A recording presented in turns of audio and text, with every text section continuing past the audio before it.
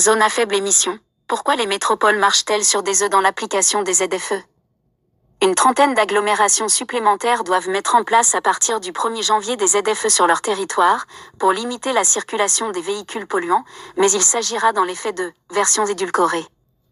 Outils d'amélioration de la qualité de vie pour les uns, vecteurs d'exclusion et machines à fabriquer des gilets jaunes. Pour les autres, le dispositif des ZFE, zones à faibles émissions, va connaître un coup d'accélérateur au 1er janvier.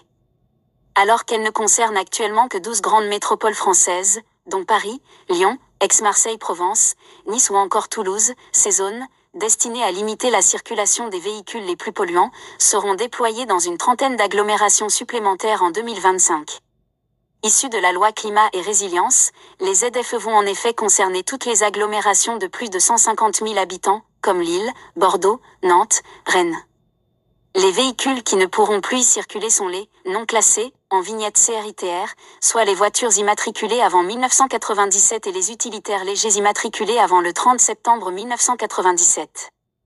Ces agglomérations sont toutefois libres de prendre des mesures plus restrictives. Parmi celles les ayant déjà imposées, Paris, Lyon et Strasbourg seront les seuls à limiter, sur le papier, la circulation des véhicules CRITR 3, soit les voitures diesel immatriculées avant 2011 et les voitures à essence immatriculées avant 2006. Une liste de dérogations longue comme le bras.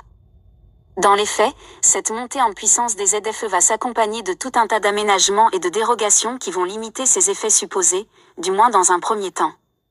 Prenons l'exemple de Bordeaux, où la ZFE sera appliquée au 1er janvier dans le secteur dit intra-rocade, uniquement pour les véhicules non classés, soit 160 000 véhicules à l'échelle du département, 3% des ménages, et 11 000 véhicules à l'échelle de la métropole, 2,1% du parc automobile de la métropole. Bordeaux Métropole va leur accorder un pass ZFE, qui leur permettra quand même de pénétrer à l'intérieur de la zone 24 jours par an, pour une période de 24 heures. Sans parler de la liste de dérogations longues comme le bras, qui concernera les personnes souffrant d'une affection longue durée, assurant le rôle de proche aidant, ou encore les véhicules techniques, les véhicules de collection. Et la métropole bordelaise est loin d'être une exception. À Rennes, la ZFE concernera également seulement les véhicules dits non classés, qui auront eux aussi la possibilité d'utiliser un pass ZFE, valable 52 fois par an pour une période de 24 heures. À Lille, la dérogation concernera les petits rouleurs et les détenteurs d'une carte d'abonnement au réseau de transport. Le souvenir des gilets jaunes. Un certain nombre de villes a des réticences pour établir des ZFE trop restrictives, car elles savent que ce sont les populations les plus pauvres qui vont en payer le prix, puisque ce sont elles qui a priori possèdent les voitures les plus anciennes, donc les plus polluantes, et aussi celles qui n'ont pas les moyens de s'acheter une nouvelle voiture, résume Guillaume Pouyanne, maître de conférences en économie urbaine à l'Université de Bordeaux, directeur adjoint du programme de recherche. Développement, ville et inégalité. Même si les villes mettent parallèlement en place des aides pour l'achat de véhicules moins polluants, ajoute-t-il. Beaucoup d'élus restent par ailleurs marqués par le souvenir des « gilets jaunes ».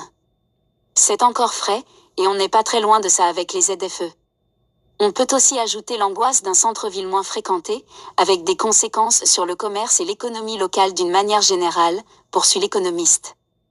Tout cela explique que l'on se retrouve avec version édulcorée de ZFE.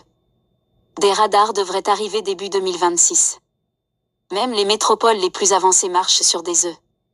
À Strasbourg, où l'Eurométropole a déployé l'une des ZFE les plus ambitieuses de France, assure-t-elle, les véhicules non classés, ainsi que les CRITR 4 et 5 ne peuvent déjà plus circuler, sauf autorisation spéciale.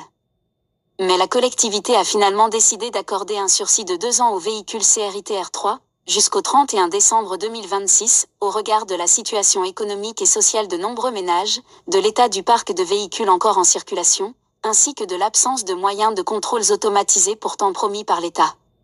Si les contrevenants risquent une amende de 3e classe, 68 € forfaitaire, les contrôles restent encore très rares. Des radars devraient arriver début 2026 pour les automatiser, selon le gouvernement.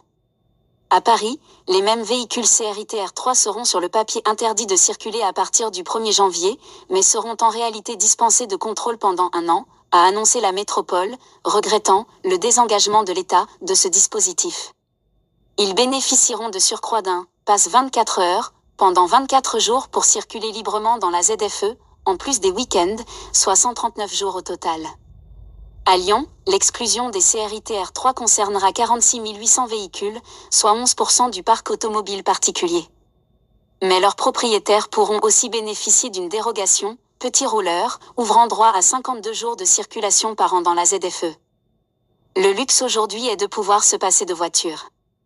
La peur d'une « gilet jaunisation » de la société et la pression des lobbies automobiles qui dénoncent l'injustice de ces ZFE qui feraient des conducteurs n'ayant pas les moyens financiers de changer de véhicule des citoyens de seconde zone, ferait-elle donc trembler les métropoles ? On touche aussi à des habitudes bien ancrées, et la philosophie pour ce genre de mesures est de démarrer doucement, pour durcir progressivement les règles, tempère la doctorante Elena Helt, qui prépare une thèse sur les ZFE. Ce n'est jamais tout d'un coup. Il faut aussi comprendre les élus territoriaux, à qui l'on impose d'en haut cette ZFE, et qui voient bien que cela risque de leur poser des problèmes sociaux, ajoute Guillaume Pouyanne. Une institution comme la métropole a davantage confiance dans sa propre politique de mobilité, plutôt que dans cet outil qui est certes intéressant, mais qui présente des inconvénients. L'économiste spécialiste des questions de développement territorial et d'étalement urbain assure d'ailleurs que « cela fait 25 ans que l'on met en place des politiques anti-voitures dans les villes, avec notamment le développement des tramways, la piétonisation des centres-villes, car on sent bien qu'il va falloir changer de modèle, de façon de faire la ville. » Si on caricature, poursuit-il, il y a 50 ans, le luxe était d'avoir une voiture, aujourd'hui c'est de pouvoir s'en passer. Même si se dessine en filigrane, la peur de créer une ville duale, avec d'un côté un centre-ville, apaisé, doté de modes de déplacement, doux, et de l'autre une périphérie, pensée à partir de la voiture, avec ses centres commerciaux et ses zones pavillonnaires.